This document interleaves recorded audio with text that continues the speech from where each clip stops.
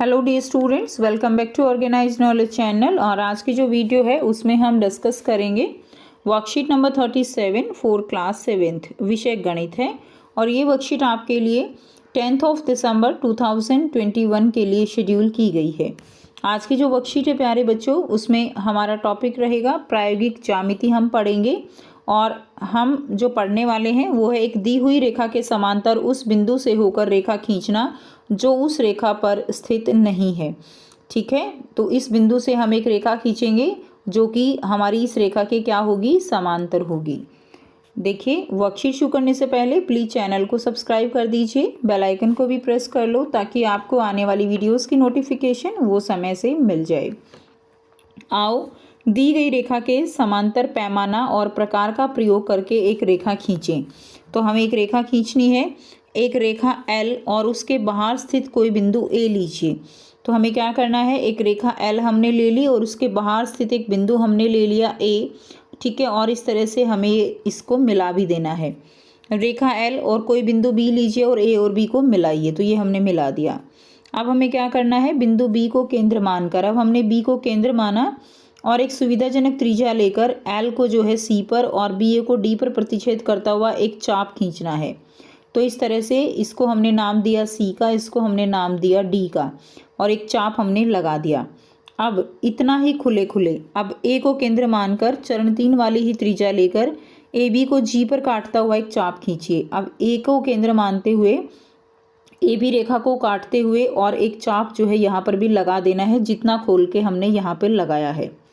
प्रकार के को नुकीले सिरे C पर रखिए। तो प्रकार को हमें क्या करना है, नुकीले सिरे C पर रखना है और इसे खोल कर इस प्रकार रखें कि पेंसिल की नोक जो है वो D पर रहे। यानी नुकीले सिरे को C पर रखें, पेंसिल की नोक को D पर रखें और इसको माप लें। ठीक है, अब उसके बाद क्या करना है, G को केंद्र मानकर प्रकार का खुलाव चरण 5 वाला ही रखते हुए एक चाप खींचिए जो EF को H पर काटे। अब हमने जो है यहाँ पे G पे प्रकार को रखना है और जितना हमने यहाँ से लेकर यहाँ तक मापा है C और D को प्रकार की सहायता से, उतना ही खोले खोले हमें एक जो है पॉइंट लगा देना है जो कि यहाँ पर आएगा H पॉइंट। क्लियर है, H पर इसको काट देगा।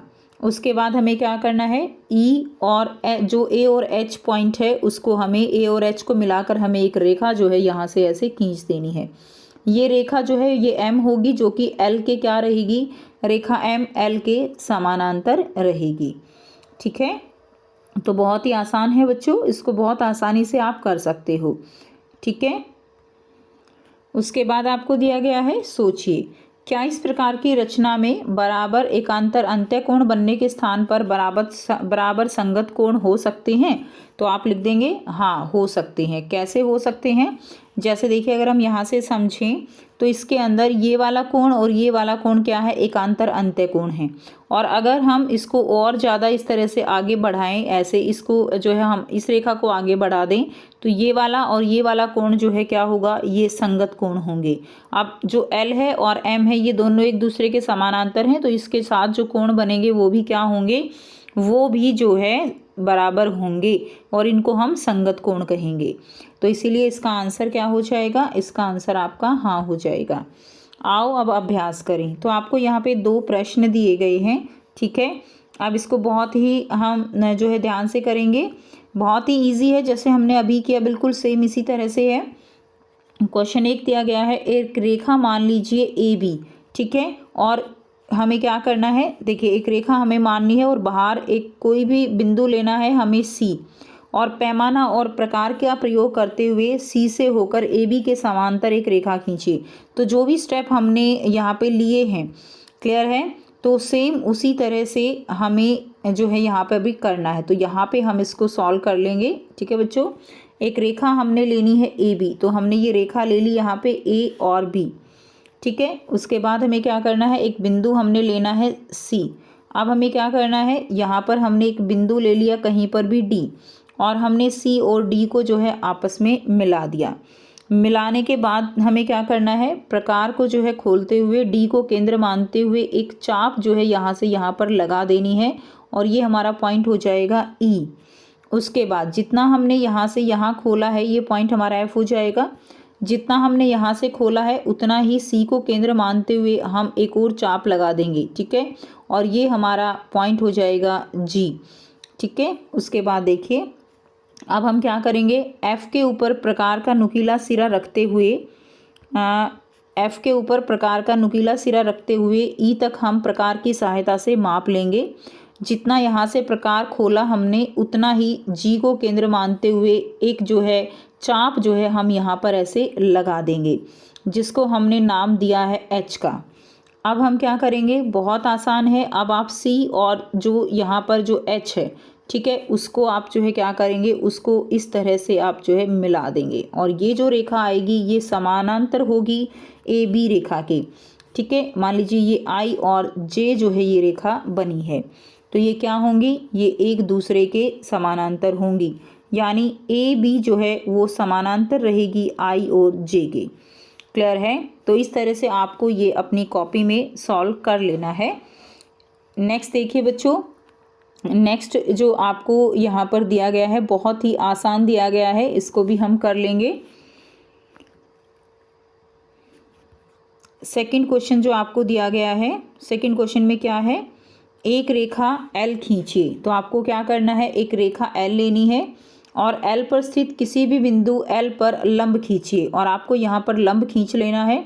इस लंब रेखा पर एक बिंदु एक्स लीजिए जो एल से 4 सेंटीमीटर की दूरी पर हो, ठीक है। एक्स से एल के समानांतर एक रेखा एम खींचिए। बिल्कुल सेम ऐसे ही करना है जैसे हमने अभी जो है सीखा, ठीक है। तो इसमें भी कुछ ज़्यादा नहीं करना, हमें बिल्कुल सेम इसी तरह से करना है, बहुत आसान तरीके से।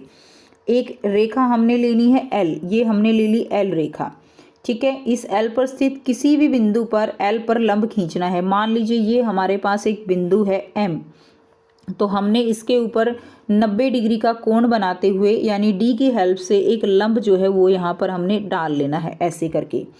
उसके बाद ये जो लंब है ये हमने खींच लिया। इस लंब रेखा पर एक बिंदु एक्स लीजिए जो कि एल से 4 सेंटीमीटर की दूरी पर है। अब आपको क्या करना है, आपको प्रकार की सहायता से, प्रकार और पेंसिल की सहायता से आपको स्केल के साथ 4 सेंटीमीटर की दूरी माप लेनी है। और मान लीजिए यहाँ पर आता है एक्स पॉइंट, यानी ये जो एक्स पॉइंट है ये कितनी दूरी पर है, ये 4 सेंटीमीटर की दूरी पर है, ठीक है। ये हमारा 90 डिग्री का रहेगा, ये 4 सेंटीमीटर की दूरी पर है बच्चों। अब हमें क्या करना है, इस एक्स से हमें एक एल के समानांतर एक रेखा एम खींचनी है, जो कि बहुत ही आसान है। हमें एम को केंद्र मानते हुए, ठीक है, अपनी सुविधा के अनुसार प्रकार को खोलते हुए एक चाप जो है यहाँ पर इस तरह से लगा देनी है। मान लीजिए हमने यहाँ पे इसको नाम ए का दिया है, इसको नाम हमने बी का दिया है, इस वाले बिंदु को बी का और इस वाले को ए का। अब इतना ही प्रकार खोलते हुए एक्स को केंद्र मानते हुए हमने एक चाप जो है कुछ इस तरह से लगा देनी है। मान लीजिए ये पॉइंट का नाम हमने सी दे दिया है, ठीक है। अब हमें क्या करना है, प्रकार को खोलते हुए ए को हमें यहाँ पर जो ए है यहाँ पर प्रकार की नोक को रखते हुए, बी पर पेंसिल की नोक को रखते हुए इसको माप लेना है, ठीक है। मापने के बाद हमें क्या करना है, सी को केंद्र मानते हुए, अब आपको क्या करना है, सी को जो है केंद्र मानते हुए जितना हमने ए और बी को खोला है उतना ही हम सी के ऊपर प्रकार को रखते हुए यहाँ पर इस तरह से एक जो है चाप लगा देंगे, जिसको हमने यहाँ पर डी का नाम दे दिया है। अब बहुत सिंपल है, आप डी और एक्स को मिला दीजिए। डी और एक्स को मिलाते ही जो रेखा बनेगी वो रेखा एल के समानांतर रहेगी, ठीक है। तो मान लीजिए ये जो रेखा है ये इसका नाम हमने देना है एम। तो ये रेखा जो बनी ये एम रेखा एल के समानांतर बनी, तो यहाँ से आप लिख सकते हो एल जो है वो समानांतर रहेगी किसके, एम के। तो इस तरह से आपको ये बना लेना है। सो ये थी बच्चों आपकी आज की मैथ्स की वर्कशीट। आई होप सभी बच्चों को ये क्लियर है। कोई भी डाउट है तो आप पूछ सकते हो। वीडियो अच्छी लगे तो प्लीज़ लाइक कर दीजिए, शेयर कर दीजिए और चैनल को सब्सक्राइब कर लीजिए। So thanks for watching students. मिलते हैं नेक्स्ट वीडियो में नेक्स्ट वर्कशीट के साथ। Take care.